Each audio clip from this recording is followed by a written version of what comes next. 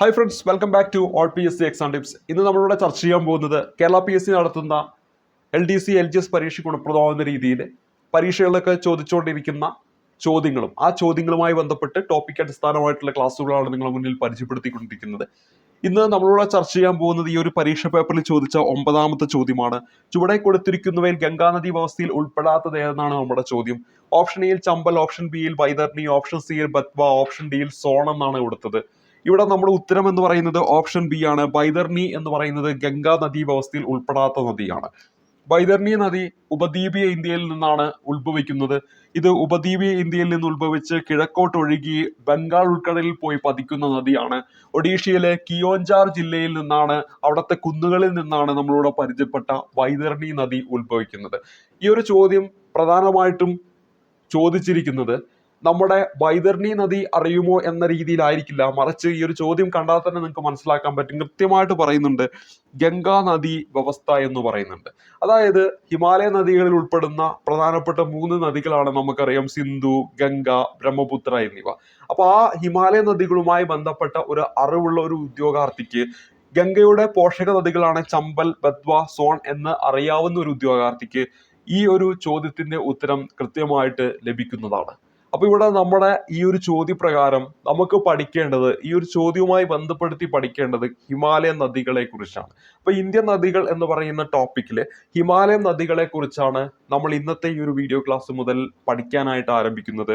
അതിൽ തന്നെ ഇന്ന് ഞാനിവിടെ ചർച്ച ചെയ്യുന്നത് ഹിമാലയൻ നദികളുമായി ബന്ധപ്പെട്ട് കുറച്ച് ബേസിക് കാര്യങ്ങളും ഒപ്പം ഹിമാലയൻ നദികളിൽ ഉൾപ്പെടുന്ന സിന്ധു നദിയുമായി ബന്ധപ്പെട്ട് PSCയിലൊക്കെ ചോദിക്കാൻ സാധ്യതയുള്ള പ്രധാനപ്പെട്ട എല്ലാ ഫാക്റ്റുകളും ഇന്നത്തെ ഈ ഒരു വീഡിയോ ക്ലാസ്സിൽ നമ്മളൊന്ന് പഠിക്കുന്നതാണ്. അപ്പോൾ ടോപ്പിക് അടിസ്ഥാനമായിട്ട് ഓരോ ചോദ്യവും ആ ചോദ്യവുമായി ബന്ധപ്പെട്ട ടോപ്പിക്കുകളാണ് നമ്മൾ പഠിച്ചുകൊണ്ടിരിക്കുന്നത്.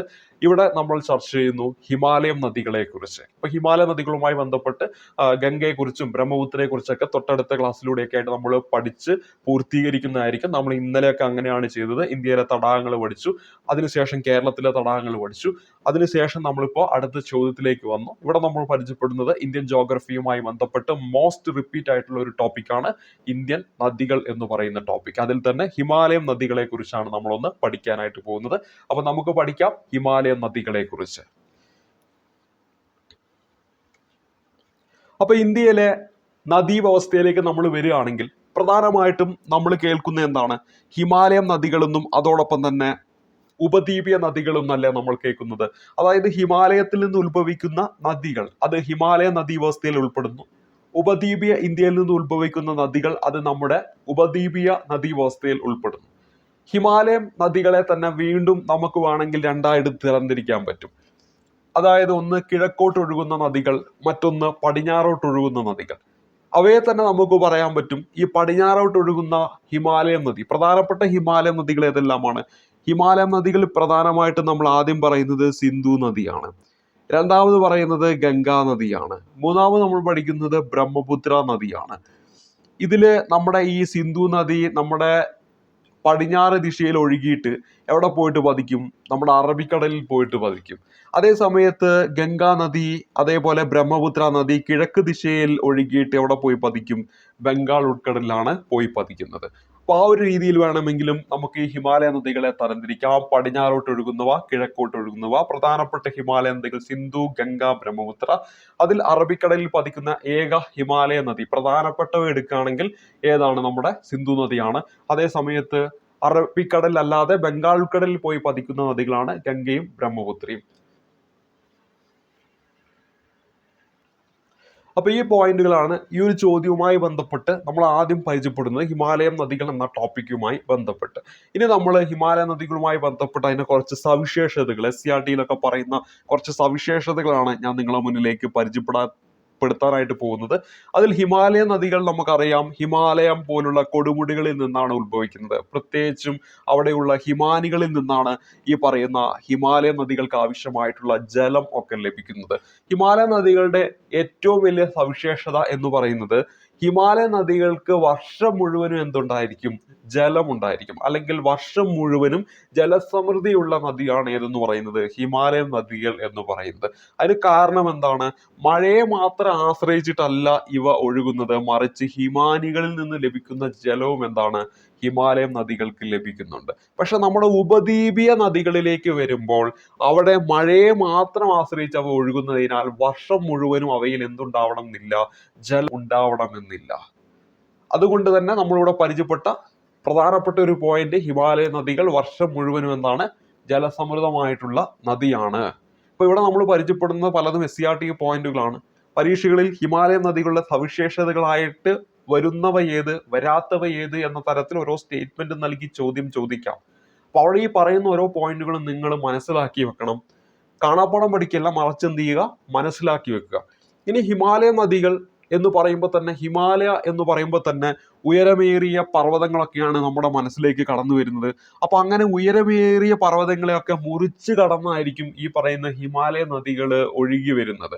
ഇത്തരത്തിൽ ഈ പറഞ്ഞ ഉയരമേറിയ പർവ്വതങ്ങളെയൊക്കെ മുറിച്ച് കടന്ന് ഒഴുകുന്നതിനാൽ ഇവ പലതരം ഗിരികന്ധരങ്ങളൊക്കെ സൃഷ്ടിക്കുന്നുണ്ട്.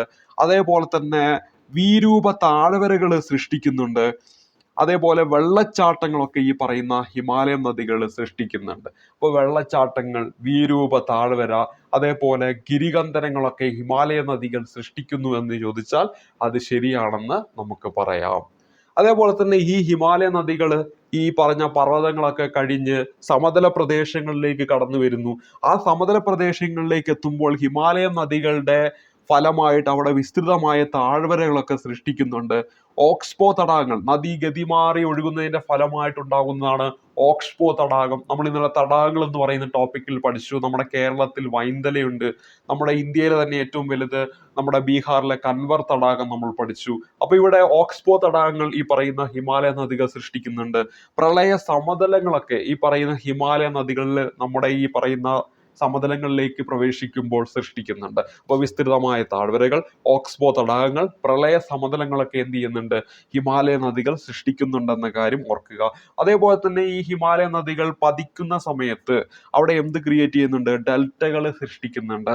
ഹിമാലയ നദികളുടെ പതന സ്ഥലത്ത് എന്ത് ക്രിയേറ്റ് ചെയ്യുന്നുണ്ട്, ഡെൽറ്റകൾ ഉണ്ടാക്കുന്നുണ്ടെന്ന കാര്യം ഓർക്കുക. ഈ സമതലങ്ങളിലൂടെ ഒഴുകുമ്പോൾ ഹിമാലയ നദികൾക്ക് ഗതിമാറ്റം സംഭവിക്കുകയും അതുകൊണ്ട് എന്ത് ക്രിയേറ്റ് ചെയ്യുന്നു, മിയാൻഡറുകൾക്ക് രൂപം നൽകുന്നു എന്ന കാര്യം ഓർത്തിരിക്കുക. അപ്പൊ സമതലങ്ങളിലൂടെ ഒഴുകുമ്പോൾ ഹിമാലയ നദികൾക്ക് ഗതി മാറി ഒഴുകാനുള്ള പ്രവണത കൂടുകയും മിയാൻഡറുകൾക്ക് എന്താണ്, രൂപം നൽകുകയും ചെയ്യുന്നു. പർവ്വത പ്രദേശങ്ങളിൽ നിന്ന് വഹിച്ചു കൊണ്ടുവരുന്ന അവസാദങ്ങളൊക്കെ ഈ പറഞ്ഞ സമതല പ്രദേശം നിക്ഷേപിക്കപ്പെടുമ്പോഴുള്ള തടസ്സങ്ങൾ കാരണമാണ് എന്ത് ചെയ്യുന്നത്, ഈ നദികളൊക്കെ എന്ത് ചെയ്യുന്നത്, ഗതി മാറി ഒഴുകുന്നു. അതിന്റെ ഒരു പ്രവണതയായിട്ട് എന്ത് ക്രിയേറ്റ് ചെയ്യുന്നുണ്ട്, മിയാൻഡറുകൾക്ക് രൂപം നൽകുന്നുണ്ടെന്ന കാര്യം ഓർത്തിരിക്കുക. അപ്പൊ ഹിമാലയ നദികൾ ഗിരികന്ധരങ്ങൾ സൃഷ്ടിക്കുന്നു, ഹിമാലയ നദികൾ വീരൂപ താഴ്വരകൾ സൃഷ്ടിക്കുന്നു, ഹിമാലയ നദികൾ വെള്ളച്ചാട്ടങ്ങൾ സൃഷ്ടിക്കുന്നു. അവ സമതലങ്ങളിലേക്ക് പ്രവേശിക്കുമ്പോൾ വിസ്തൃതമായ താഴ്വരകൾ രൂപീകരിക്കുന്നു, ഓക്സ്ബോ തടാകങ്ങൾ രൂപീകരിക്കാൻ കാരണമാകുന്നു, പ്രളയ സമതലങ്ങൾ ഇവ സൃഷ്ടിക്കുന്നുണ്ട്, ഒപ്പം ഡെൽറ്റകൾ ഇവയുടെ പതനസ്ഥാനത്ത് ഉണ്ടാകുന്നുണ്ട്. അതേപോലെ തന്നെ ഹിമാലയ നദികൾ മിയാൻഡറുകൾക്ക് രൂപം നൽകുന്നു. ഇങ്ങനെയൊക്കെ പറഞ്ഞാൽ ഇതെല്ലാം എന്താണ്, ശരിയാണ്. വർഷം മുഴുവനും ജലസമൃദ്ധിയുള്ള നദിയാണ് ഹിമാലയം നദികൾ എന്ന് പറഞ്ഞാൽ അതും എന്താണ്, ശരിയാണ്. അപ്പൊ ഇവിടെ നമ്മൾ പരിചയപ്പെട്ടത് ഹിമാലയ നദികളുമായി ബന്ധപ്പെട്ട് അതിന്റെ സവിശേഷതകളാണ് നമ്മൾ തുടക്കത്തിൽ പരിചയപ്പെട്ടത്. ഇനി നമ്മൾ ഹിമാലയ നദികളിലെ സിന്ധു നദിയെ കുറിച്ച് പഠിക്കുകയാണ്. സിന്ധു നദിയുമായി ബന്ധപ്പെട്ട് പരീക്ഷകളിലൊക്കെ ചോദിക്കാൻ സാധ്യതയുള്ള മാക്സിമം പോയിന്റുകൾ ഈ ഒരു ക്ലാസ്സിലൂടെ നമുക്കൊന്ന് പരിചയപ്പെടാം. ഇന്ത്യൻ ഉപഭൂഖണ്ഡത്തിലെ ഏറ്റവും നീളമുള്ള നദി ചോദിക്കുകയാണെങ്കിൽ ഉത്തരമായിട്ട് വരേണ്ടത് സിന്ധു നദിയാണ്. ഇന്ത്യയിലെ ഏറ്റവും നീളമുള്ള നദി ഏതാന്ന് ചോദിച്ചാൽ നമുക്കറിയാം, അത് ഗംഗാ നദിയാണ്. എന്നാൽ ഇന്ത്യൻ ഉപഭൂഖണ്ഡം എടുക്കുകയാണെങ്കിൽ അവിടെ ഏറ്റവും നീളം കൂടിയ നദി ചോദിച്ചാൽ ഉത്തരമായിട്ട് വരേണ്ടത് നമ്മുടെ സിന്ധു നദിയാണെന്ന കാര്യം ഓർക്കുക. ഇതിന്റെ ഉത്ഭവ സ്ഥാനം PSC റിപ്പീറ്റ് ആയിട്ട് എപ്പോഴും ചോദിക്കുന്നതാണ്. നമ്മുടെ ടിബറ്റിലെ മാനസരോവർ തടാകത്തിനടുത്തുള്ള ബൊക്കാർചു ഗ്ലേസിയറിൽ നിന്നാണ്, അല്ലെങ്കിൽ ഹിമാനിയിൽ നിന്നാണ് ഇത് ഉത്ഭവിക്കുന്നത്. കൈലാസ മലനിരകളിലെ ബൊക്കാർചു ഹിമാനിയിൽ നിന്നാണ് നാം പരിചയപ്പെട്ട ഇന്ത്യൻ ഉപഭൂഖണ്ഡത്തിലെ ഏറ്റവും നീളം കൂടിയ സിന്ധു നദി ഉത്ഭവിക്കുന്നത്. അപ്പൊ ഇവിടെ നമ്മൾ ഓർത്തിരിക്കാൻ വേണ്ടി ചെറിയൊരു ടിപ്പ് പറയാം, ഓർത്തിരിക്കാൻ വേണ്ടി പറയുന്നതാണ്. ആ ഒരു രീതി കാണുക. സിന്ധു എന്ന് പറയുന്ന ഒരു വ്യക്തിയോട് നമുക്കൊരു ഇഷ്ടം തോന്നിക്കഴിഞ്ഞാൽ നമ്മുടെ മനസ്സിൽ എന്താണ് ഒരു ഇഷ്ടം തോന്നുകയാണ് അല്ലെ, നമ്മുടെ മനസ്സിൽ സിന്ധുവിനോട് ഇഷ്ടം തോന്നുന്നു. അപ്പൊ എന്താണ് മാനസരോവർ അങ്ങനെ കിട്ടാം, മനസ്സിൽ മാനസരോവർ. അപ്പൊ സിന്ധുവിനോട് നമ്മൾ ആ ഇഷ്ടം പ്രകടിപ്പിക്കുന്നത് എങ്ങനെയാണ്, ഒരു ബൊക്ക കൊടുത്തിട്ടാണ്. അപ്പൊ നമുക്ക് എന്ത് കിട്ടും, ബൊക്കാർച്ചൂർ ഹിമാനിയും കിട്ടും. സിന്ധുവിനോട് ഇഷ്ടം തോന്നുന്നു, മനസ്സിൽ തോന്നുന്നു, മാനസരോവർ. എങ്ങനെയാണ് ആ ഇഷ്ടം പ്രകടിപ്പിക്കുന്നത്, ബൊക്ക കൊടുത്തിട്ട്. അപ്പൊ നമുക്ക് എങ്ങനെ അത് ഓർത്തിരിക്കാം, ബൊക്കാർച്ചൂർ ഹിമാനി. അപ്പൊ ബൊക്കാർച്ചൂർ ഹിമാനി ടിബറ്റിലാണ്.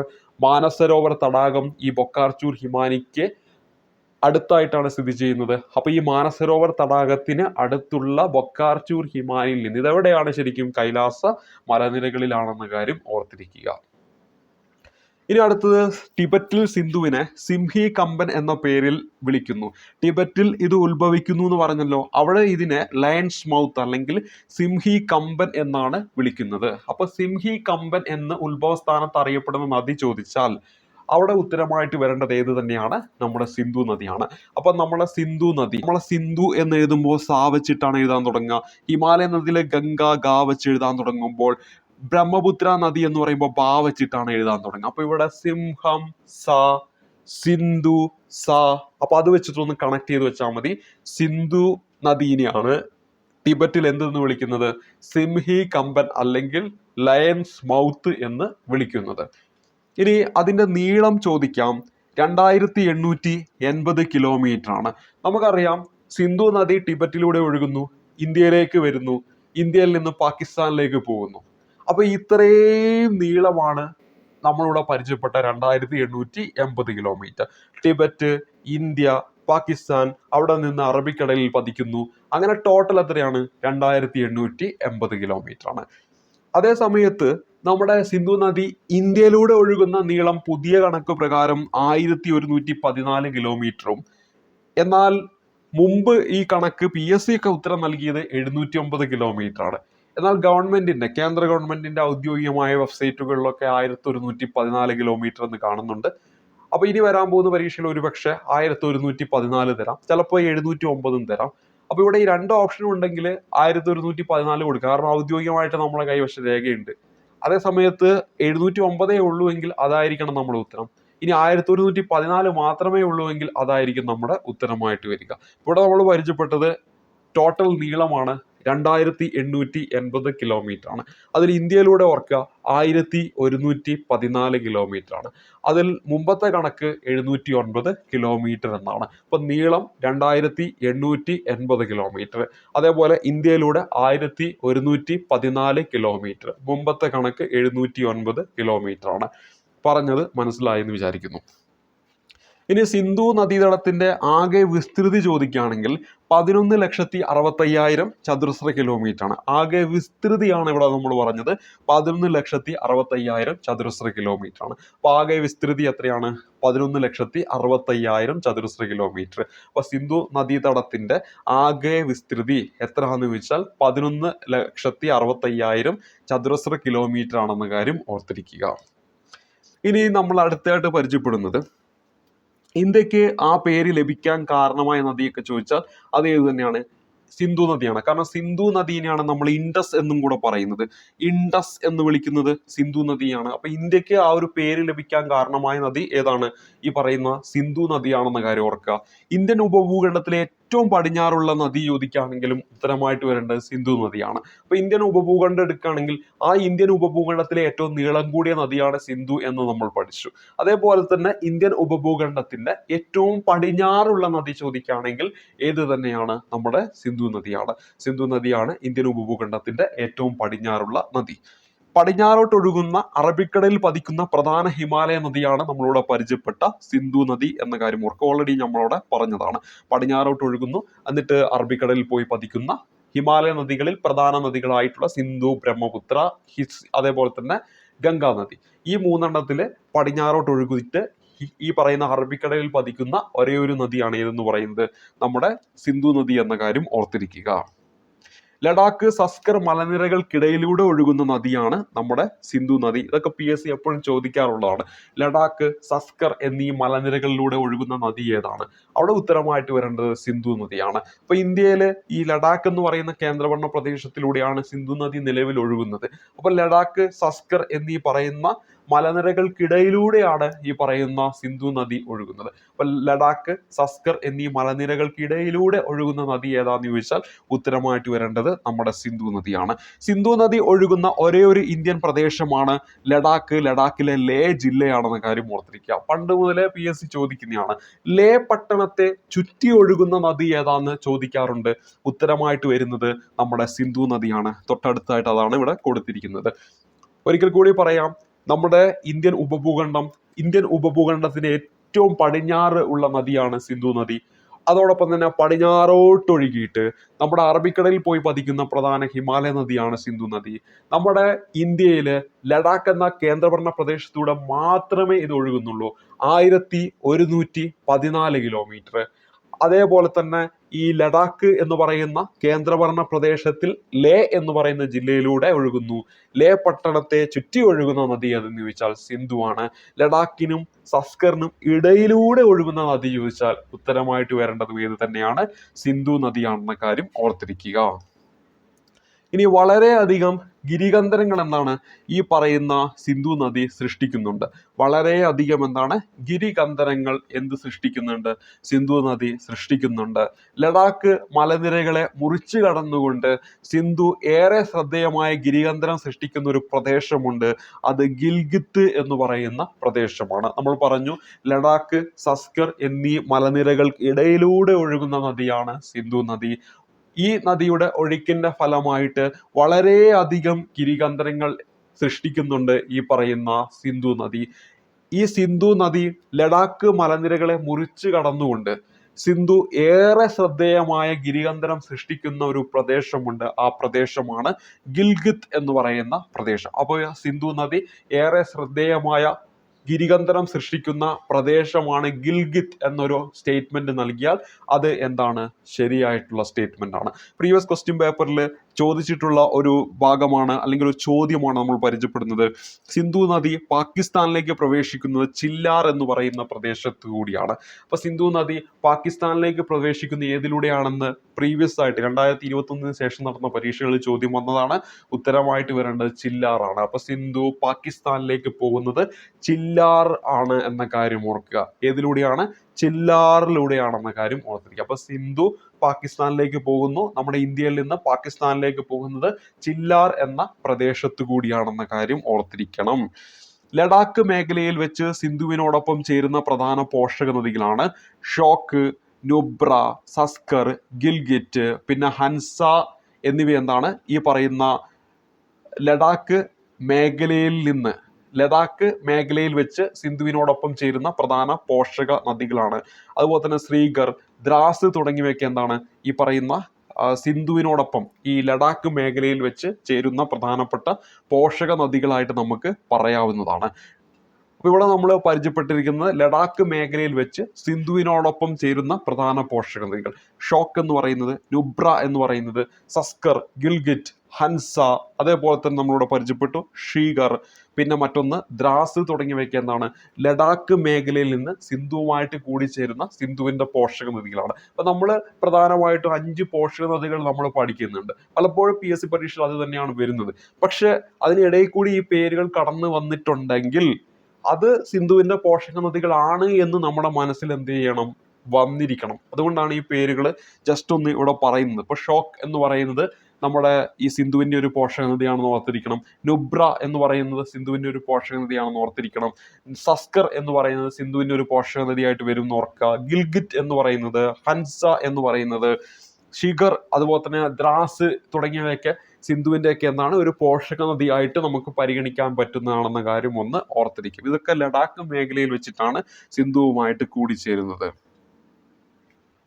ഇനി അടുത്ത ഇവിടെ പറയുന്നത് സിന്ധു ഈ പറയുന്ന പർവ്വത മേഖലയൊക്കെ പിന്നിട്ട് സമതലങ്ങളിലേക്ക് പ്രവേശിക്കുന്ന ഒരു പ്രദേശമുണ്ട്. അത് നമ്മുടെ പാകിസ്ഥാനിലെ അറ്റോക്ക് എന്ന് പറയുന്ന പ്രദേശമാണ്. അപ്പോൾ ഇവിടെ സിന്ധു നദി ചില്ലാറ് വഴി എങ്ങോട്ട് പോയി? പാകിസ്ഥാനിലേക്ക് പോയി. അപ്പൊ ഇവിടെ സിന്ധു നദി പിന്നീട് ഈ പറയുന്ന സമതലങ്ങളിലേക്ക് പ്രവേശിക്കുന്നുണ്ട്. ആ സമതലങ്ങളിലേക്ക് പ്രവേശിക്കുന്നത് അറ്റോക്ക് എന്ന് പറയുന്ന ഈ ഒരു പ്രദേശത്തു കൂടിയാണ്. അപ്പൊ സിന്ധു നദി ഈ പറയുന്ന സമതലങ്ങളിലേക്ക് പ്രവേശിക്കുന്നത് പാകിസ്ഥാനിലെ ഏത് സ്ഥലത്താണ്? അറ്റോക്ക് എന്ന് പറയുന്ന സ്ഥലത്ത് വെച്ചിട്ടാണ്. പാകിസ്ഥാനിലെ അറ്റോക്ക് എന്ന് പറയുന്ന സ്ഥലത്ത് വെച്ചിട്ടാണ് ഈ സിന്ധു നദി എന്താണ് ഈ പറയുന്ന പാകിസ്ഥാനിലേക്ക് പ്രവേശിക്കുന്നത്. അപ്പോൾ ഇവിടെ ഓർത്തിരിക്കുക, പാകിസ്ഥാനിലേക്ക് പ്രവേശിക്കുന്നു, ചില്ലാറ് വഴി പാകിസ്ഥാനിലേക്ക് പോകുന്നു. അത് ഈ പാകിസ്ഥാനിലെ സമതലങ്ങളിലേക്ക് പ്രവേശിക്കുന്നത് അറ്റോക്ക് എന്ന് പറയുന്ന പ്രദേശത്ത് വെച്ചിട്ടാണ്. അപ്പോൾ പാകിസ്ഥാനിലെ സമതലങ്ങളിലേക്കാണ് പ്രവേശിക്കുന്നത് ഓർക്കുമ്പോൾ സിന്ധുവിന് ഒരു അറ്റാക്ക് വന്നു ഓർത്ത് വെച്ചാൽ നമുക്ക് ഓർത്തിരിക്കാൻ പറ്റും. പാകിസ്ഥാനിൽ ഇത് സമതലങ്ങളിലേക്ക് പ്രവേശിക്കുന്നത് എവിടെ വെച്ചിട്ടാണ്? അറ്റോക്ക് എന്ന് പറയുന്ന ആ ഒരു പ്രദേശം വെച്ചിട്ടാണ്. ഇനി സുലൈമാൻ മലനിരകളിൽ നിന്ന് ഉത്ഭവിക്കുന്ന സിന്ധുവിന്റെ വലത്തുഭാഗത്തുകൂടെ വന്നു ചേരുന്ന പ്രധാന പോഷക നദികളാണ് കാബൂള്, അതുപോലെ തന്നെ ഗുറാം, ടോച്ചി തുടങ്ങിയവയൊക്കെ. ഇപ്പോൾ ഇവിടെ നമ്മൾ പരിചയപ്പെട്ടു ഗുറാം, അതുപോലെ തന്നെ ടോച്ചി, അതേപോലെ തന്നെ കാബൂള്. ഇതൊക്കെ എന്താണ്? ഈ സുലൈമാൻ മലനിരകളിൽ നിന്ന് ഉത്ഭവിക്കുന്ന സിന്ധുവിന്റെ വലത്തു ഭാഗത്തു കൂടി വന്നു ചേരുന്ന പ്രധാന പോഷക നദികൾ. തൊട്ടു മുമ്പ് നമ്മൾ പരിചയപ്പെട്ട ഇടത്തു ഭാഗത്തു കൂടി, ഇതിപ്പോൾ വലത്തു ഭാഗത്തു കൂടി സിന്ധുവിലേക്ക് വന്നു ചേരുന്ന പോഷക നദികളാണ് കാബൂള്, ഗുറാം, ടോച്ചി തുടങ്ങിയവ. ഇതൊക്കെ ജസ്റ്റ് ഒന്ന് ഓർത്ത് വെച്ചാൽ മതി. എങ്ങാനും ഇത് നിങ്ങളുടെ ഓപ്ഷനിൽ വരികയാണെങ്കിൽ ഇതൊക്കെ സിന്ധുവിന്റെ ആണ് എന്ന് അറിയാൻ വേണ്ടിയിട്ട് ജസ്റ്റ് ഒന്ന് ഓർത്ത് വെക്കുക എന്നാണ് ഉദ്ദേശിക്കുന്നത്. നമ്മൾ പ്രധാനമായിട്ടും സിന്ധുവിന്റെ 5 പോഷക നദികൾ ഇനി അങ്ങോട്ട് പഠിക്കും. അതാണ് ഏറ്റവും ഇമ്പോർട്ടന്റ്. ഇവിടെ നമ്മൾ ഈ പറയുന്നതൊക്കെ സിന്ധുവിന്റെ ആണെന്ന് എപ്പോഴെങ്കിലും ഈ ഒരു ചോദ്യം എങ്ങാനും വന്നിട്ടുണ്ടെങ്കിൽ, അത്ര ഡെപ്തായിട്ട് ചോദിക്കുകയാണെങ്കിൽ നിങ്ങളുടെ മനസ്സിലേക്ക് എത്തണം, ഇത് സിന്ധു എന്ന് പറയുന്ന ഈ ഒരു നദി പഠിച്ചപ്പോൾ ഇങ്ങനെയൊക്കെ കേട്ടിട്ടുണ്ട് എന്ന് നിങ്ങൾ എത്തിയിരിക്കണം. അതുകൊണ്ടാണ് നമ്മൾ ഈ പേരുകളൊക്കെ ഒന്ന് പരിചയപ്പെടുന്നത്. അപ്പൊ കാബൂള്, ഗുറാം, അതുപോലെ തന്നെ ടോച്ചി എന്നീ പേരുകൾ ഓർത്തിരിക്കുക. തൊട്ടു മുമ്പ് നമ്മൾ ഈ പറഞ്ഞ ലഡാക്ക് മേഖലയിൽ സിന്ധുമായി കൂടിച്ചേരുന്ന ഷോക്ക്, നുബ്ര, സസ്കർ, ഗിൽഗിറ്റ്, ഹൻസ, ശ്രീനഗർ, ദ്രാസ് തുടങ്ങിയ ആ പേരുകൾ ജസ്റ്റ് ഒന്ന് ഓർത്തിരിക്കുക. ഇനി നമ്മൾ അടുത്തായിട്ട് പരിചയപ്പെടുന്നത് സിന്ധുവിന്റെ ഏറ്റവും പ്രധാനപ്പെട്ട 5 പോഷക നദികളാണ്. ഇതാണ് ഏറ്റവും ഇമ്പോർട്ടന്റ്. പരീക്ഷകളൊക്കെ എപ്പോഴും വരുന്നത് ഈ ഒരു മേഖലയിൽ നിന്നാണ്. അതിൽ ഒന്നാമത്തെയാണ് ജലം നദി, പിന്നെ മറ്റൊന്നാണ് ചിനാബ് നദി, പിന്നെ മറ്റൊന്നാണ് നമ്മുടെ ബിയാസ് നദി, അതേപോലെ തന്നെ മറ്റൊന്നാണ് രവി നദി, പിന്നെ വരുന്നതാണ് എന്താണ് നമ്മുടെ സത്ലജ് നദി. ഇപ്പൊ ഇവിടെ നമ്മൾ പരിചയപ്പെട്ടു എന്താണ് സിന്ധുവിന്റെ പ്രധാനപ്പെട്ട 5 പോഷക നദികളാണ് ജലം, ചിനാബ്, ബിയാസ്, രവി, സത്ലജ് എന്നീ പേരുകൾ ഓർത്തിരിക്കുക. ഇവിടെ നമ്മൾ എന്താണ് പരിചയപ്പെട്ടത്? ജലം, ചിനാബ്, ബിയാസ്, രവി, സത്ലജ് എന്നിവയാണ് സിന്ധുവിന്റെ പ്രധാനപ്പെട്ട 5 പോഷക നദികൾ എന്ന കാര്യം ഓർക്കുക. അപ്പൊ ഇവിടെ വേണമെങ്കിൽ ഓർക്കുക, RSSകാരൻ എന്താണ് JCB മേടിച്ചു എന്ന് ഓർത്ത് വെച്ചാൽ മതി. RSSകാരൻ എന്താണ് JCB മേടിച്ചു എന്ന് ഓർത്ത് വെച്ചാൽ സിന്ധുവിന്റെ പോഷക നദികൾ കിട്ടും. അപ്പൊ ഇവിടെ നമ്മൾ 6 എന്ന് പറഞ്ഞാൽ എന്താണ്? രവി നദിയാണ്. S എന്ന് പറയുമ്പോൾ സത്ലജ് ആണ്. അതിനിടയിൽ കൂടി ഒരു S വരുന്നുണ്ട്, RSS. ഞാൻ SS കൊടുത്തല്ലോ, അപ്പൊ അത് സിന്ധു ആണെന്ന് ഓർത്ത് വെച്ചാൽ മതി. സിന്ധുവിന്റെ പോഷക നദിയാണ് പഠിക്കുന്നതെന്ന് ഓർക്കുക. പിന്നെ J ജലം നദി, C ചിനാബ് നദി, B ബിയാസ് നദി. അപ്പൊ RSS JCB എന്ന് ഓർത്ത് വെച്ചാൽ മതി. R രവി നദി, S അത് നമ്മുടെ സത്ലജ്, പിന്നെ ഒരു S വരുന്നുണ്ട്, അത് നമ്മുടെ സിന്ധു. പിന്നെ അടുത്തത് എന്താണ്? J ജലം നദി, C ചിനാബ് നദി, B ബിയാസ് നദി. ഈ ഒരു രീതിയിൽ സിന്ധുവിന്റെ 5 നദികളൊന്ന് പഠിക്കുക. ഈ പേര് കുറെ പ്രാവശ്യം മനസ്സിലൊന്ന് പറഞ്ഞാൽ തന്നെ സിന്ധുവിന്റെ 5 നദികൾ ജലം, ചിനാബ്, രവി, ബിയാസ്, സത്ലജ് കുറെ പ്രാവശ്യം എന്ന് പറഞ്ഞാൽ ഓട്ടോമാറ്റിക്കായിട്ട് നിങ്ങളുടെ മനസ്സിലേക്ക് അത് കടന്നു വരും. സിന്ധു എന്ന് കേൾക്കുമ്പോൾ ആ 5 നദികൾ നിങ്ങളുടെ മനസ്സിലേക്ക് എത്തിയിട്ടുണ്ടാവും. ജലം, ചിനാബ്, രവി, ബിയാസ്, സത്ലജ് എന്നിവയാണ് സിന്ധുവിന്റെ പ്രധാനപ്പെട്ട 5 നദികൾ എന്ന കാര്യം ഓർക്കുക. പോഷക നദികൾ എന്ന കാര്യം ഓർത്തിരിക്കുക. ഇനി ഇവ 5ഉം സിന്ധുവിന്റെ ഇടത്തു തീരത്തു കൂടെ വന്നു ചേരുന്നവയാണ്. ഇപ്പോൾ ഓൾറെഡി നമ്മൾ ഈ പറയുന്ന തൊട്ടു മുമ്പ് നമ്മൾ പരിചയപ്പെട്ടു. ഇപ്പോൾ ഒരു നദി എടുക്കുകയാണെങ്കിൽ ആ നദിയുടെ വലത്തു ഭാഗത്തു കൂടി ഈ നദിയിലേക്ക് കുറെ പോഷക നദികൾ വന്നു ചേരുന്നുണ്ടായിരിക്കും. അതേപോലെ ഇടത്തു ഭാഗത്തു കൂടിയും എന്ത് ചെയ്യുന്നുണ്ട്? പോഷക നദികൾ വന്നു ചേരുമല്ലോ. അതിൽ ഈ കാബൂളും ഗുറാമും ടോച്ചിയും തുടങ്ങിയൊക്കെ ഈ വലത്തു ഭാഗത്തു കൂടി വന്നു ചേരുന്നു നമ്മൾ പഠിച്ചിരുന്നു. ഇവിടെ സിന്ധുവിന്റെ ഇടത്തു ഭാഗത്തു കൂടിയാണ് നമ്മൾ ഈ പരിചയപ്പെടുന്ന പ്രധാനപ്പെട്ട 5 പോഷക നദികൾ എന്ത് ചെയ്യുന്നത്? വന്ന് ചേരുന്നത്. 5 നദികളും സിന്ധുവിൽ സംഗമിക്കുന്നതിനെ നമ്മൾ വിളിക്കും പഞ്ച്നാദ് എന്ന് വിളിക്കാറുണ്ട്. 5 നദികളും സിന്ധുവിൽ സംഗമിക്കുന്നതിനെ നമ്മൾ എങ്ങനെ വിളിക്കും? പഞ്ച്നാദ് എന്ന് വിളിക്കും എന്ന കാര്യം ഓർക്കാം. 5 നദികളും സിന്ധുവിൽ സംഗമിക്കുന്നത് നമ്മൾ വിളിക്കുന്ന അല്ലെങ്കിൽ അറിയപ്പെടുന്നത് ഏത് പേരിലാണ്? പഞ്ച്നാദ് എന്ന പേരിലാണ്. ഇനി 5 നദികളും സിന്ധുവിനൊപ്പം ചേരുന്ന സ്ഥലം ചോദിക്കുകയാണെങ്കിൽ അത് നമ്മുടെ പാകിസ്ഥാനിലെ മിതാൻകോട്ട് എന്ന് പറയുന്ന സ്ഥലത്താണ്. നമ്മൾ തൊട്ടു മുമ്പ് അറ്റോക്ക് പഠിച്ചില്ലേ, സിന്ധു പാകിസ്ഥാനിലെ സമതലങ്ങളിലേക്ക് പ്രവേശിക്കുന്നത് അല്ലെങ്കിൽ സമതലങ്ങളിലേക്ക് പ്രവേശിക്കുന്നത് അറ്റോക്ക് എന്ന് പറയുന്ന സ്ഥലത്ത് വെച്ചാണ്. അപ്പോൾ പാകിസ്ഥാനിലെ സമതലങ്ങളിലേക്ക് പ്രവേശിക്കുകയാണെന്ന് പറഞ്ഞപ്പോൾ സിന്ധുവിന് ഒരു അറ്റാക്ക് വന്ന് ഓർത്ത് വെച്ചാൽ അറ്റോക്ക് അവിടെ ഓർത്തിരിക്കാൻ പറ്റും. അതേപോലെ തന്നെ ഇത് പോകുന്ന എവിടെ നിന്നാണ്? ഇന്ത്യയിൽ നിന്ന് പാകിസ്ഥാനിലേക്ക് പോകുന്നത് ചില്ലാറിലൂടെയാണ്. അതൊക്കെ പ്രീവിയസ് ക്വസ്റ്റ്യൻസ് ആണ്, കൃത്യമായി പഠിച്ചു വെക്കണം.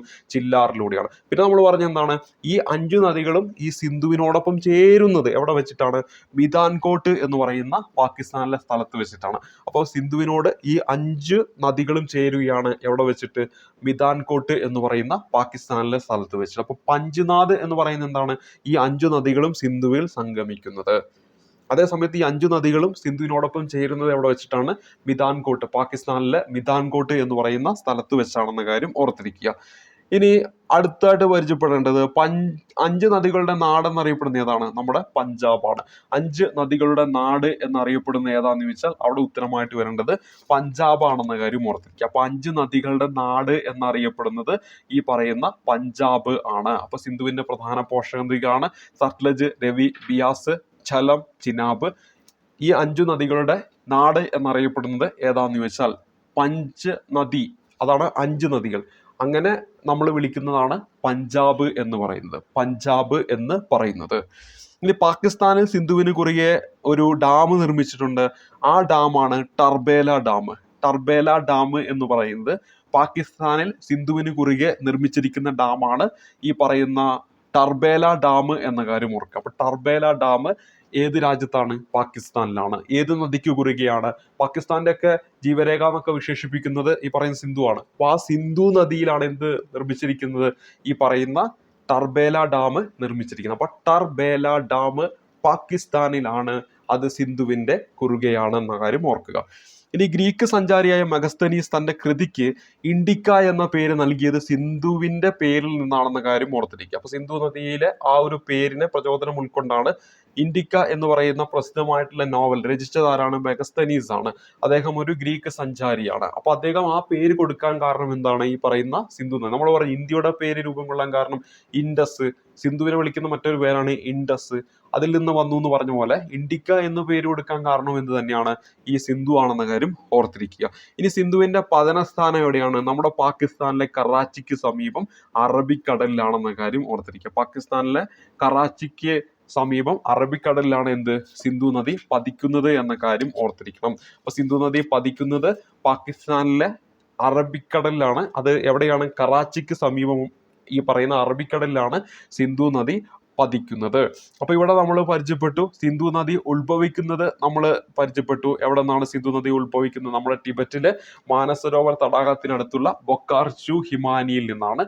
അത് പിന്നീട് ഇന്ത്യയിലെ ലഡാക്കിലൂടെ കടന്ന് ചില്ലാറ് വഴി പാകിസ്ഥാനിലെത്തി, പാകിസ്ഥാനിലൂടെ അത് കറാച്ചിയിലെത്തി, കറാച്ചിയിൽ നിന്ന് എങ്ങോട്ട് പോകും? നമ്മുടെ അറബിക്കടലിൽ പോയിട്ട് പതിക്കും എന്ന കാര്യം ഓർത്തിരിക്കുക.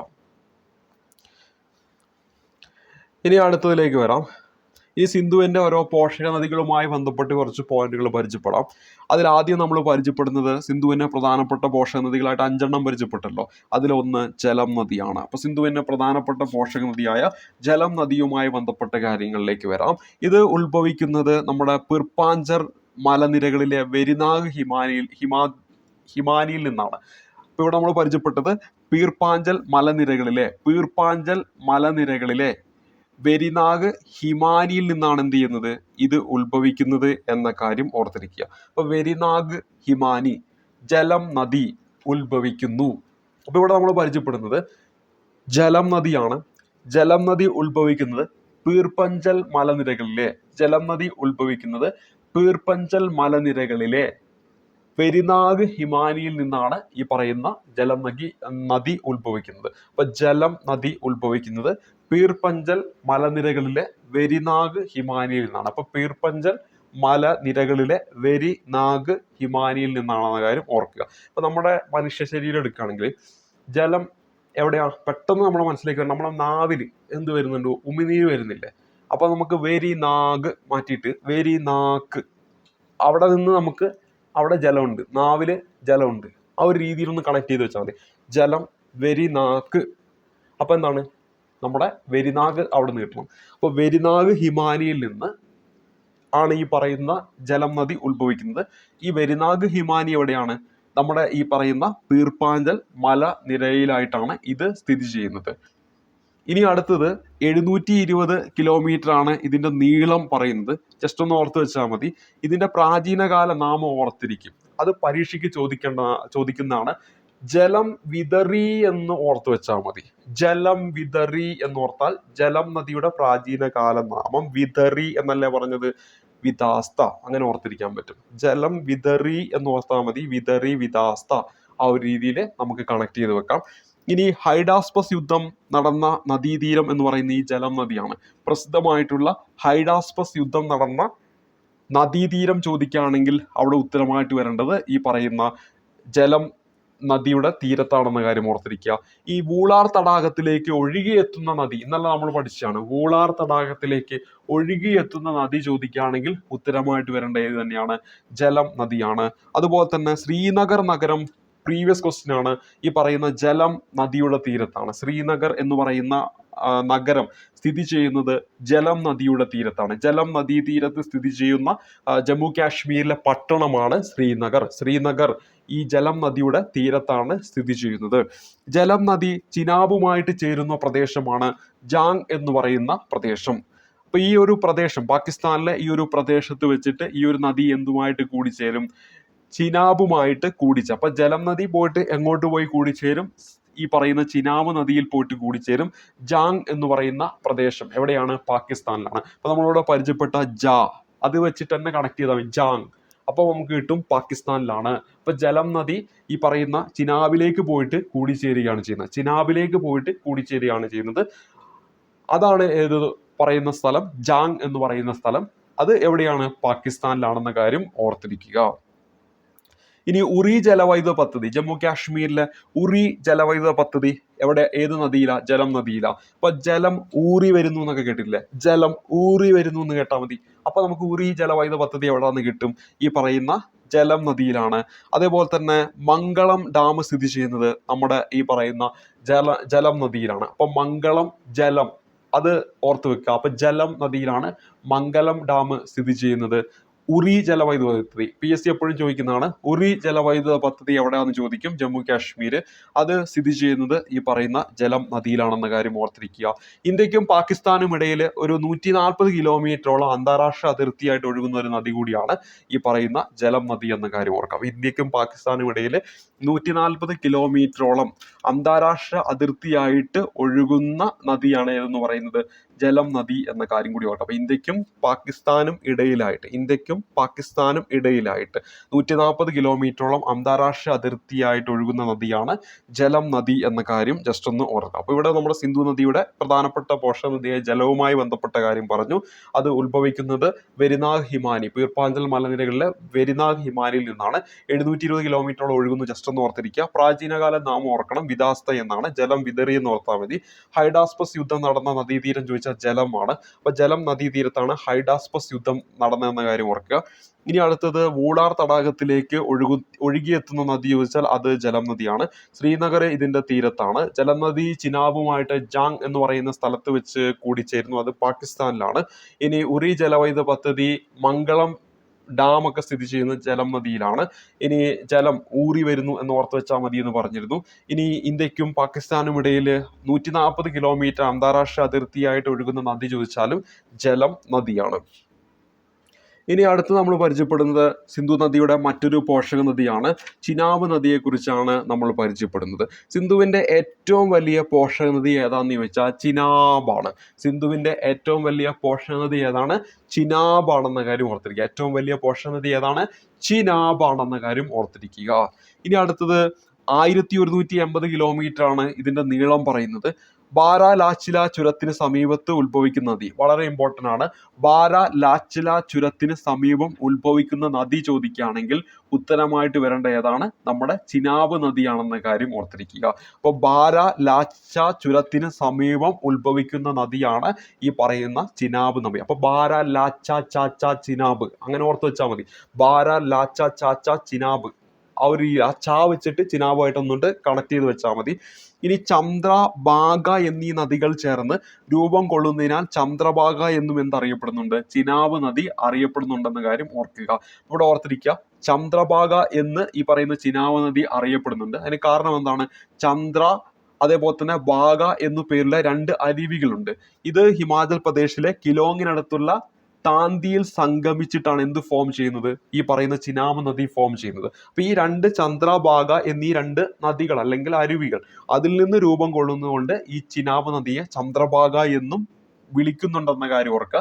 ഇത് എവിടെയാണ് സംഗമിക്കുന്നത്, നമ്മുടെ ഹിമാചൽ പ്രദേശിലെ കിലോങ്ങിനടുത്തുള്ള താന്തി എന്ന് പറയുന്ന ഒരു സ്ഥലത്ത് വെച്ചിട്ടാണ് ഇത് കൂടിച്ചേരുന്നത്. ഇനി പ്രാചീന കാലത്ത് എന്താണ്, അസ്കിനി എന്നറിയപ്പെടുന്ന നദിയാണ് ഈ പറയുന്ന ചിനാബ് നദി. ഇത് ഓർത്തു വെക്കാൻ വേണ്ടി നമ്മൾ തുമ്മുമ്പോൾ അച്ചി, അങ്ങനെയല്ല തുമ്മുന്നത്, അച്ചി. അപ്പൊ അവിടെ ചി ചി ചി അത് വെച്ചിട്ട് അസ്കിനി എന്ന് ഓർത്ത് വെച്ചാൽ മതി.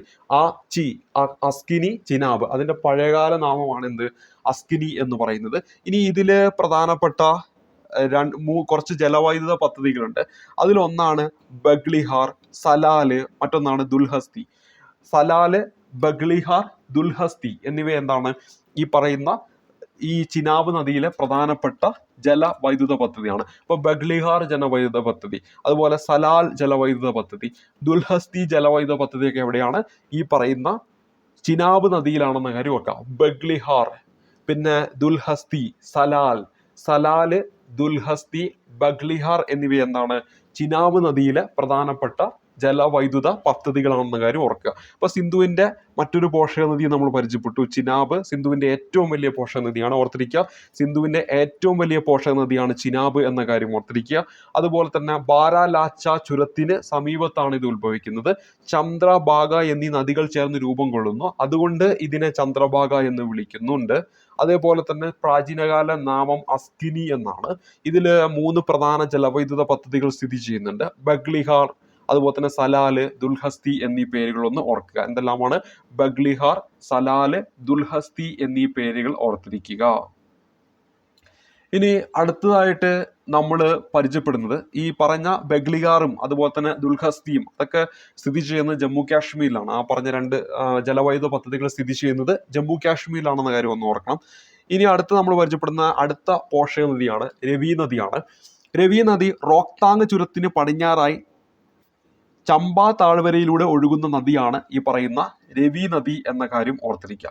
അപ്പോൾ ഹിമാചൽ പ്രദേശിലെ റോക്താങ് ചുരത്തിന് പടിഞ്ഞാറുള്ള ഒരു ചമ്പ താഴ്വര, ആ ഒരു ഭാഗത്ത് കൂടി ഒഴുകുന്നതാണ് ഈ പറയുന്ന രവി നദി എന്ന കാര്യം പറയാം. അവിടെ നിന്നാണ് ഈ പറയുന്ന നദി വരുന്നത്. അതിൻ്റെ ഉത്ഭവം എന്നൊക്കെ പറയുന്നത് ഇവിടെയാണ്. അപ്പൊ റോക്താങ് ചുരവുമായി ബന്ധപ്പെട്ടിരിക്കുന്നു നമ്മുടെ രവി, ബാരാലാച്ച ചുരവുമായി ബന്ധപ്പെട്ടിരിക്കുന്നു ചിനാബ്. അത് പിന്നെ കിട്ടും, ചാ വെച്ചിട്ട് കണക്ട് ചെയ്ത് പോയാൽ മതി.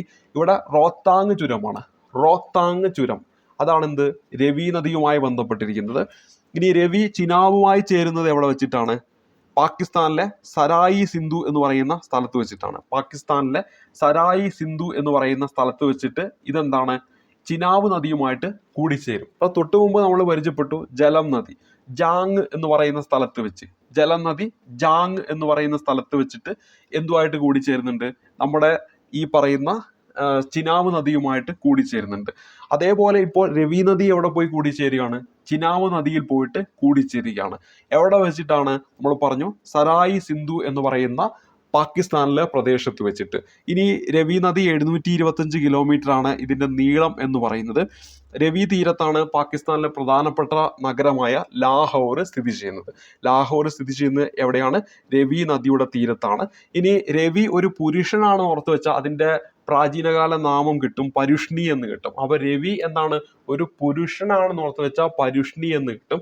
അതേപോലെ തന്നെ ഐരാവതി എന്നും അറിയപ്പെടുന്നു. അപ്പൊ രവി നദി എന്താണ്, പ്രാചീന കാലത്ത് ഐരാവതി എന്നും പരുഷ്ണി എന്നും അറിയപ്പെടുന്നു എന്ന കാര്യം ഓർത്തിരിക്കുക. ഇനി അടുത്ത് നമ്മൾ പരിചയപ്പെടുന്നത് പഞ്ചാബിലെ രഞ്ജിത് സാഗർ ഡാം അല്ലെങ്കിൽ തെയിൻ ഡാം എന്ന് പറയുന്നു. ഇത് സ്ഥിതി ചെയ്യുന്നത് രവി നദിയിലാണ്. അപ്പൊ രവി നദിയിലാണ് തെയിൻ ഡാം അല്ലെങ്കിൽ രഞ്ജിത് സാഗർ ഡാം സ്ഥിതി ചെയ്യുന്നത്. തെയിൻ ഡാം അല്ലെങ്കിൽ രഞ്ജിത് സാഗർ ഡാം രവി നദിയിലാണ് സ്ഥിതി ചെയ്യുന്നത് പഞ്ചാബിലെ. ഇനി ഹരാപ്പൻ സംസ്കാരം പ്രധാനമായിട്ടും സിന്ധുവിന്റെയും രവിയുടെയും നദീതീരങ്ങളിലായിട്ടാണ് വ്യാപിച്ച് എന്ന കാര്യം ഓർക്കുക. ഇപ്പോൾ പ്രാചീനകാല സംസ്കാരമായ ഹരാപ്പൻ സംസ്കാരം അത് പ്രധാനമായിട്ടും ഈ സിന്ധു നദിയുടെ തീരത്തും അതുപോലെ തന്നെ രവി നദിയുടെ തീരത്തുമായിട്ടാണ് വ്യാപിച്ചിരുന്നത് എന്ന കാര്യം കൂടി ഇവിടെ ഓർത്തിരിക്കണം. ഇവിടെ നമ്മൾ പരിചയപ്പെട്ടു രവി നദിയുമായി ബന്ധപ്പെട്ട കാര്യങ്ങൾ. അതിലാദ്യം നമ്മൾ പരിചയപ്പെട്ടു റോക്താൻ ചുരത്തിന് പടിഞ്ഞാറായി ചമ്പ താഴ്വരയിലൂടെ ഒഴുകുന്ന നദിയാണ്, അവിടെ നിന്നൊക്കെ ഉത്ഭവിക്കുന്ന ഒരു നദിയാണ്, ഹിമാചൽ പ്രദേശിലാണിത്. അതുപോലെ തന്നെ രവി ചിനാബുമായിട്ട് ചേരുന്ന പ്രദേശമാണ് നമ്മുടെ പാകിസ്ഥാനിലെ സരായ് സിന്ധു എന്ന് പറയുന്ന പ്രദേശം. രവി നദിയുടെ നീളം 725 കിലോമീറ്റർ. രവി തീരത്തെ പ്രധാന നഗരമാണ് ലാഹോർ. അതൊക്കെ പ്രീവിയസ് ആയിട്ട് ചോദിച്ചിട്ടുള്ളതാണ്. ഇനി അടുത്തത് പ്രാചീന കാലത്ത് ഇത് പരുഷ്ണി എന്നും ഐരാവതി എന്നൊക്കെ വിശേഷിപ്പിച്ചിരുന്നു. പഞ്ചാബിലെ രഞ്ജിസാഗർ ഡാം സ്ഥിതി ചെയ്യുന്നത് ഈ പറയുന്ന രവി നദിയിലാണ്. അതിനെ തന്നെയാണ് തെയിൻ ഡാം എന്ന് വിളിക്കുന്നത്. ഹരാപ്പൻ സംസ്കാരം പ്രധാനമായിട്ട് വ്യാപിച്ചു കിടന്നിരുന്ന ഈ സിന്ധുവിലും അതോടൊപ്പം തന്നെ അതിന്റെ പോഷക നദിയായ നമ്മുടെ രവി നദിയുടെ തീരത്തൊക്കെ ആയിട്ടാണെന്ന കാര്യം ഒന്ന് ഓർത്തിരിക്കുക. ഇനി നമ്മൾ അടുത്ത പരിചയപ്പെടുന്നത് ബിയാസ് നദിയെ കുറിച്ചാണ്. ഇപ്പൊ എന്തെല്ലാം കാര്യങ്ങളാണ് ബിയാസുമായി ബന്ധപ്പെട്ട് അറിഞ്ഞിരിക്കേണ്ടത് നമുക്കൊന്ന് നോക്കാം. ഇപ്പൊ സിന്ധുവിന്റെ പോഷക നദിയായിട്ടുള്ള ബിയാസ് നദിയിലേക്ക് വരുമ്പോൾ അവിടെ സിന്ധുവിന്റെ ഏറ്റവും ചെറിയ പോഷക നദിയാണ്. സിന്ധുവിന്റെ ഏറ്റവും ചെറിയ പോഷക നദിയാണ് ഈ പറയുന്ന ബിയാസ് നദി എന്ന കാര്യം ഓർക്കുക. അപ്പൊ ഇവിടെ നമ്മൾ പറഞ്ഞു സിന്ധുവിന്റെ ഏറ്റവും വലുത് നമ്മൾ പഠിച്ചു ചിനാബ്. ഏതാണ്? ചിനാബ്. നമ്മൾ ഇതുവരെ പഠിച്ചല്ലോ, ജലം, രവി, ചിനാബ് അല്ലെ, നീട്ടി പറയുക. അപ്പൊ അവിടെ ഓർക്കുക ഏറ്റവും നീളം കൂടിയതാണ് ചിനാബ് എന്ന് പറയുന്നത്. അതേ സമയത്ത് ബിയാസ് എന്ന് പറയുമ്പോൾ ഏറ്റവും ചെറുതാണ്. നമ്മൾ ഈ പറഞ്ഞതിൽ ജലം, അതേപോലെ തന്നെ രവി, ചിനാബ്, ബിയാസ്, സത്ലജ് ഇംഗ്ലീഷ് അക്ഷരമാല എടുക്കുകയാണെങ്കിൽ അതിൽ ABCD എന്ന് പറയുമ്പോൾ അതിൽ ആദ്യം വരുന്നത് ബിയാസിലെ ബി അല്ലേ, അതിന് ശേഷമല്ലേ സത്ലജിലെ എസ് വരുന്നത്, അതിന് ശേഷമല്ലേ ജെ വരുന്നത്. അപ്പൊ ആ ഒരു രീതിയിൽ ഒന്ന് കണക്ട് ചെയ്ത് വെച്ചാൽ മതി. ഏറ്റവും ആദ്യം വരുന്ന B B B B Beas, അപ്പൊ അതാണ് ഏറ്റവും ചെറുത് എന്ന കാര്യം ഓർക്കാം. ഇനി ഏറ്റവും വലുത് ഏതാണ്? ചിനാബ്. നമ്മൾ ആ നീട്ടി പറയാണ്, അപ്പൊ അതാണ് എന്ത് ഏറ്റവും വലുത് എന്ന കാര്യം ഓർക്കുക. ഇനി അടുത്തത് ഇതിന്റെ നീളം 463 കിലോമീറ്റർ ആണ്. ജസ്റ്റ് ഒന്ന് ഓർത്ത് വെക്കുക. ഹിമാചൽ പ്രദേശിലെ റോക്താൻ ചുരത്തിനടുത്ത് ബിയാസ് കുണ്ടിൽ നിന്ന് ഉത്ഭവിക്കുന്നു. അപ്പൊ നമ്മൾ തൊട്ട് മുമ്പ് നമ്മൾ ഏത് പരിചയപ്പെട്ടു? നമ്മുടെ രവി പരിചയപ്പെട്ടു. രവിയും ഈ ഒരു ചുരത്തിനോടടുത്താണ് അതും ഒഴുകുന്നത്. അതേപോലെ ഇപ്പൊ നമ്മൾ ഏതും പരിചയപ്പെടുന്നു? ബിയാസും പരിചയപ്പെടുന്നു. അപ്പൊ 3 ചുരങ്ങളാണ് ഇതുവരെ പരിചയപ്പെട്ടത്. നമ്മൾ ആദ്യം പരിചയപ്പെട്ടു തൊട്ട് മുമ്പായിട്ട് നമ്മൾ ബാരാലാച്ചില ചുരം ചിനാബ് പരിചയപ്പെട്ടു. അപ്പൊ ബാരാലാച്ചില ചുരവുമായി ബന്ധപ്പെട്ട് ചിനാബ്. ഇപ്പൊ നമ്മൾ റോങ്താങ് ചുരം, അതുമായി ബന്ധപ്പെട്ട് 2 നദികൾ, ഒന്ന് രവിയും മറ്റൊന്ന് ബിയാസുമാണ്. ഇനി കുളു താഴ്വരയിലൂടെ ഒഴുകുന്ന നദി, കുളു, ഹിമാചൽ പ്രദേശിലെ കുളു താഴ്വരയിലൂടെ ഒഴുകുന്ന നദിയാണ് ഈ പറയുന്ന ബിയാസ്. അതുപോലെ തന്നെ ഇത് ഹിമാചൽ പ്രദേശ്, പഞ്ചാബ് തുടങ്ങിയ സംസ്ഥാനങ്ങളിലൂടെയാണ് പ്രധാനമായിട്ട് ഒഴുകുന്നത്. പ്രാചീന കാലത്ത് വിഭാസ എന്നും അർജിക്കുജ എന്നും അറിയപ്പെട്ട നദിയാണ് ഈ പറയുന്ന ബിയാസ്. അപ്പൊ നമ്മൾ ബിയാസ് എന്ന് പറയുന്നതും വിഭാസ എന്ന് പറയുന്നത് ഏകദേശം ഓരോ ടോണിലൂടെയാണ് പറയുക അല്ലെ, ഒരേ രീതിയിലാണ് പറയുക. ബിയാസ്, വിഭാസ. അപ്പൊ ആ ഒരു രീതിയിൽ ഒന്ന് കണക്ട് ചെയ്ത് വെച്ചാൽ മതി. അതുപോലെ തന്നെ അർജിക്കുജ എന്നും വിളിക്കുന്ന ഏത് തന്നെയാണ് ഈ പറയുന്ന നമ്മുടെ ബിയാസ് നദീനെയാണെന്ന കാര്യം ഓർത്തിരിക്കുക. ഇനി അടുത്തത് ഇന്ത്യയിലൂടെ മാത്രം ഒഴുകുന്ന സിന്ധുവിന്റെ പോഷക നദി ചോദിക്കുകയാണെങ്കിൽ അത് നമ്മുടെ ബിയാസ് നദിയാണെന്ന കാര്യം ഓർക്കുക. പഞ്ചാബ് സമതലത്തിൽ ബിയാസ് നദി സത്ലജുമായിട്ട് എന്ത് ചെയ്യും? കൂടിച്ചേരുന്നു. ആ ഒരു പ്രദേശമാണ് ഹരിക്കെ എന്ന് പറയുന്ന പ്രദേശം. അപ്പൊ നമ്മൾ തൊട്ടു മുമ്പ് നമ്മൾ പറഞ്ഞു ജലം നദിയാണെങ്കിലും രവി നദിയാണെങ്കിലും അത് ചിനാബിലേക്കാണ് പോയി പതിക്കുന്നത്. ജാങ് എന്ന് പറയുന്ന സ്ഥലത്ത് വെച്ച് ജലം നദി ചിനാബിൽ പോയി പതിക്കുന്നു എന്ന് നമ്മൾ പഠിച്ചു. അതേപോലെ തന്നെ സരായി സിന്ധു എന്ന് പറയുന്ന പ്രദേശത്ത് വെച്ച് രവി നദി ചിനാബിൽ പോയി പതിക്കുന്നു എന്ന് പഠിച്ചു. എന്നാൽ ഈ പറഞ്ഞ സിന്ധു നദിയുടെ ഏറ്റവും ചെറിയ പോഷക നദിയായ ബിയാസ് നദി പതിക്കുന്നത്, ബിയാസ് എന്ന് എഴുതുമ്പോൾ അവസാനം സാ വെച്ചിട്ടല്ലേ നമ്മൾ അവസാനിക്കുന്നത്. അപ്പൊ ആ സാ വെച്ച് തുടങ്ങുന്ന സത്ലജ് നദിയിലാണ് എന്ത് പോയിട്ട് പതിക്കുന്നത്? ബിയാസ് നദി പോയിട്ട് പതിക്കുന്നത്. അത് എവിടെയാണ്? നമ്മുടെ പഞ്ചാബിലെ ഹരിക്കെ എന്ന് പറയുന്ന പ്രദേശത്ത് വെച്ചിട്ടാണ് അത് ഈ പറയുന്ന സത്ലജുമായിട്ട് കൂടിച്ചേരുന്നത്. ബാക്കി 2 നദികളും പാകിസ്ഥാനിൽ വെച്ചിട്ടാണ് ചിനാബുമായിട്ട് കൂടിച്ചേരുന്നത്. ഇത് പ്രധാനമായിട്ട് ഹിമാചൽ പ്രദേശ്, പഞ്ചാബ് തുടങ്ങിയ സംസ്ഥാനങ്ങളിലൂടെ ഒഴുകുന്നു.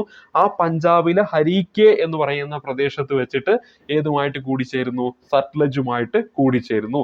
ഇനി മഹാറാണ പ്രതാപ് സാഗർ ഡാം അല്ലെങ്കിൽ പോങ് ഡാം സ്ഥിതി ചെയ്യുന്ന നദി ചോദിച്ചാൽ അത് ബിയാസ് നദിയാണ്. അത് നമ്മളിവിടെ പരിചയപ്പെട്ടു. മഹാറാണ പ്രതാപ് സാഗർ ഡാം അല്ലെങ്കിൽ പോങ് ഡാം സ്ഥിതി ചെയ്യുന്ന ഏത് നദിയിലാണെന്ന് ചോദിച്ചാൽ അവിടെ ഉത്തരമായിട്ട് വരേണ്ടത് ഏതാണ്? നമ്മുടെ ബിയാസ് നദിയാണെന്ന കാര്യം ഓർത്തിരിക്കുക. ഏത് നദിയാണ് നമ്മുടെ മനസ്സിൽ വരേണ്ടത്? ബിയാസ് നദിയാണെന്ന കാര്യം ഓർക്കുക. അപ്പൊ പോങ് ഡാം അല്ലെങ്കിൽ മഹാറാണ പ്രതാപ് സാഗർ ഡാം ഇത് സ്ഥിതി ചെയ്യുന്ന ഏത് നദിയിലാണ്? ബിയാസ് നദിയിലാണെന്ന കാര്യം ഓർത്തിരിക്കുക. അപ്പൊ ബിയാസ് നദിയിലാണ് നമ്മളിവിടെ പരിചയപ്പെട്ട പോങ് ഡാം അല്ലെങ്കിൽ മഹാറാണ പ്രതാപ് സാഗർ ഡാം സ്ഥിതി ചെയ്യുന്നത്. രവി നദിയിലാണ് നമ്മുടെ രഞ്ജിത്ത് സാഗർ ഡാം അല്ലെങ്കിൽ തെയിൻ ഡാം സ്ഥിതി ചെയ്യുന്നത്. ഈ കാര്യങ്ങളൊന്ന് ഓർക്കുക. ഇത്രയും കാര്യങ്ങളാണ് ബിയാസുമായി ബന്ധപ്പെട്ട്. സിന്ധുവിന്റെ ഏറ്റവും ചെറിയ പോഷക നദി. ഇനി 463 അതിന്റെ നീളം എന്ന് പറയുന്നത്. ഹിമാചൽ പ്രദേശിലെ റോക്താൻ ചുരത്തിനടുത്ത് ബിയാസ് കുണ്ടിൽ നിന്ന് ഉത്ഭവിക്കുന്നു. കുളു താഴ്വരയിലൂടെ ഒഴുകുന്ന നദി. ഹിമാചൽ പ്രദേശ്, പഞ്ചാബ് എന്നീ സംസ്ഥാനങ്ങളുടെ ഇന്ത്യയിലൂടെ ഒഴുകുന്നു. വിഭാസ, അർജിക്കുജ എന്നിവ അതിന്റെ പ്രാചീനകാല നാമം. പിന്നെ ഇന്ത്യയിലൂടെ മാത്രം ഒഴുകുന്ന സിന്ധുവിന്റെ പോഷക നദി. പഞ്ചാബ് സമതലത്തിൽ പ്രവേശിച്ച ബിയാസ് നദി സത്ലജുമായി കൂടിച്ചേരുന്നു ഹരീക്കെ എന്ന പ്രദേശത്ത് വെച്ച്. മഹാറാണ പ്രതാപ് സാഗർ ഡാം അല്ലെങ്കിൽ പോങ് ഡാം സ്ഥിതി ചെയ്യുന്നത് ബിയാസ് നദിയിലാണെന്ന കാര്യം ഓർത്തിരിക്കുക. ഇനി അടുത്തത് സത്ലജ് ആണ്. സിന്ധുവിന്റെ പോഷക നദികളിൽ ഇനി പരിചയപ്പെടേണ്ടത് സത്ലജ് ആണ്. അത് ടിബറ്റിലെ മാനസരോവറിനടുത്ത് രാഗാസ് തടാകത്തിൽ നിന്നാണ് ഈ സത്ലജ് ഉത്ഭവിക്കുന്നത്. ടിബറ്റിലെ മാനസരോവറിനടുത്ത് രാഗാസ് തടാകത്തിൽ നിന്ന്, അല്ലെങ്കിൽ ഇതിനെ രാക്ഷസ്ഥൽ തടാകം എന്ന് നമുക്ക് പറയാം. എന്താണ് രാക്ഷസ്ഥൽ തടാകം? നമുക്ക് പറയാൻ പറ്റും രാക്ഷസ്ഥൽ തടാകം. അപ്പൊ ഈ ഒരു ഭാഗത്ത് നിന്നാണ് ഈ പറയുന്ന സത്ലജ് നദി ഉത്ഭവിക്കുന്നത്. ടിബറ്റിൽ ഇത് ലങ്ചൻ സാങ്പോ എന്ന പേരിൽ അറിയപ്പെടുന്നു. അപ്പൊ ഇന്ത്യയിലെ ഈ പറയുന്ന സത്ലജ് നദി ഈ ടിബറ്റിൽ എന്ത് പേരിൽ അറിയപ്പെടുന്നു? ലങ്ചൻ സാങ്പോ എന്ന പേരിൽ അറിയപ്പെടുന്നു എന്ന കാര്യം ഓർത്തിരിക്കുക. അപ്പൊ ടിബറ്റിലെ ഈ നദി എന്താണ്? ലങ്ചൻ സാങ്പോ എന്ന പേരിൽ അറിയപ്പെടുന്നു എന്ന കാര്യം ഓർത്തിരിക്കുക. ഇനി മറ്റൊന്ന്, ടിബറ്റൻ മേഖലയിലൂടെ സിന്ധുവിന് സമാന്തരമായി 400 കിലോമീറ്ററോളം എന്താണ് ഈ ഒരു പോഷക നദി ഒഴുകുന്നുണ്ട്. പിന്നെ 1450 കിലോമീറ്റർ ആണ് ഇതിന്റെ നീളം. പ്രാചീന കാലത്ത് ശതാത്രു എന്ന് അറിയപ്പെട്ടു. അപ്പൊ സത്ലജ്, ശതാത്രു, സത്യം പറഞ്ഞിട്ടുണ്ടെങ്കിൽ അവൻ ഒരിക്കലും ശത്രു ആയിരിക്കില്ല. സത്യം പറഞ്ഞിട്ടുണ്ടെങ്കിൽ ശത്രു ആയിരിക്കില്ല. അപ്പൊ ശതാത്രു എന്ന് ഓർത്ത് വെച്ചാൽ മതി. സത്ലജ് സത്യം എന്ന് ഓർക്കുക, ശതാത്രു ശത്രു, ആ ഒരു രീതിയിൽ ഒന്ന് കണക്ട് ചെയ്ത് വെച്ചാൽ മതി. അപ്പൊ സത്ലജ്, ശതാത്രു അങ്ങനെ ഒന്ന് ഓർക്കുക. പിന്നെ സത്ലജ് നദി ഗിരികന്ധരങ്ങൾക്ക് പുറത്തെത്തുന്ന പ്രദേശമാണ് രൂപാർ എന്ന് പറയുന്ന പ്രദേശം. അപ്പൊ ഈ സത്ലജ് നദി ഗിരികന്ധരങ്ങൾക്ക് പുറത്തേക്ക് വരുന്നത് എവിടെ നിന്നാണ്? രൂപാർ എന്ന് പറയുന്ന പ്രദേശത്ത് വെച്ചിട്ടാണെന്ന കാര്യം ഓർത്തിരിക്കുക. ഇനി ബക്രാനങ്കൽ അണക്കെട്ട് PSC എപ്പോഴും ചോദിക്കുന്നതാണ്, ഏത് നദിക്ക് കുറുകയാണെന്ന് ചോദിച്ചാൽ അത് നമ്മുടെ സത്ലജ് നദിക്ക് കുറുകയാണ്. ബക്രാനങ്കൽ അണക്കെട്ട് സ്ഥിതി ചെയ്യുന്നത് ഏത് നദിക്ക് കുറുകയാണ്? ഈ പറയുന്ന സത്ലജ് നദിക്ക് കുറുകയാണ്. ബക്രാനങ്കലിലെ ജലസംഭരണിയാണ് ഗോവിന്ദ് സാഗർ എന്ന പേരിൽ അറിയപ്പെടുന്നത്. ബക്രാനങ്കലിലെ ഈ പറയുന്ന ജലസംഭരണി, ഈ ഒരു അണക്കെട്ടിലെ ജലസംഭരണിയാണ് എന്തു പേരിൽ അറിയപ്പെടുന്നത്? ഗോവിന്ദ് സാഗർ എന്ന് അറിയപ്പെടുന്നത്. ഇത് നമ്മൾ ഇന്നലെ പരിചയപ്പെടുകയുണ്ടായിരുന്നു. നമ്മുടെ ഹിമാചൽ പ്രദേശിലെ സത്ലജ് നദിക്ക് കുറുകെയുള്ള ബക്രാനങ്കൽ ഡാമിന്റെ റിസർവോയർ ആണ് ഗുരു ഗോവിന്ദ് സാഗർ തടാകം എന്നൊക്കെ നമ്മൾ പറഞ്ഞിരുന്നു. അതായത് ഇന്ത്യയിലെ പ്രസിദ്ധമായിട്ടുള്ള ഒരു മനുഷ്യനിർമ്മിത തടാകമായിട്ട് ഇതിനെ പരിഗണിക്കുന്നു എന്നൊക്കെ നമ്മൾ പറഞ്ഞിരുന്നു. അപ്പൊ ഇവിടെ ഈ പറയുന്ന ഗോവിന്ദ് സാഗർ എന്ന് അറിയപ്പെടുന്നത് ഈ ബക്രാനങ്കൽ ഡാമിന്റെ ജലസംഭരണി. ആ ബക്രാനങ്കൽ ഡാം സ്ഥിതി ചെയ്യുന്നത് സത്ലജ് നദിയിലാണ്. ഇനി സത്ലജിന്റെ പതനം എവിടെയാണ്? ചിനാബ് നദിയിലാണ്. എവിടെയാണ് പോയിട്ട് പതിക്കുന്നത്? ഇത് ചിനാബ് നദിയിലാണ് പോയിട്ട് പതിക്കുന്നത് എന്ന കാര്യം ഓർത്തിരിക്കുക. സത്ലജ് പതിക്കുന്നത് എവിടെയാണ്?